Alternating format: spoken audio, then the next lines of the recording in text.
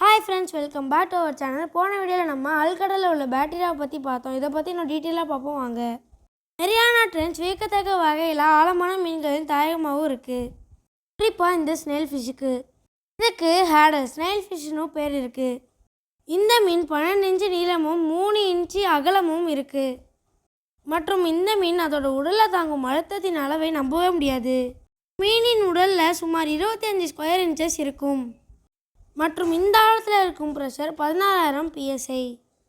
இதை கால்குலேட் பண்ணால் header snail fish தன்னோட முழு உடம்புலையும் சுமார் 1,70,000 kg எடையை தொடர்ந்து தாங்குது. இன்னும் புரிகிற மாதிரி சொல்கிறேன் கேளுங்க. ஒரு காலியான போயிங் 777 விமானத்தோட எடை 1,68,000 kg. இதுவே ஒரு சராசரி லைன் இன்ஜினோட எடை 1,50,000 kg. அப்போது இந்த ஃபிஷ் எவ்வளோ எடையை தாங்குதுன்னு பாருங்கள். இவ்வளோ சின்ன மீன் எப்படி இவ்வளோ ப்ரெஷரை தாங்க முடியுது அப்படின்னா துரதிர்ஷ்டவசமாக இன்னும் அதை கண்டுபிடிக்கல. மேலும் பல சுவாரஸ்யங்களுக்கு அடுத்த வீடியோ வரை வெயிட் பண்ணுங்கள்.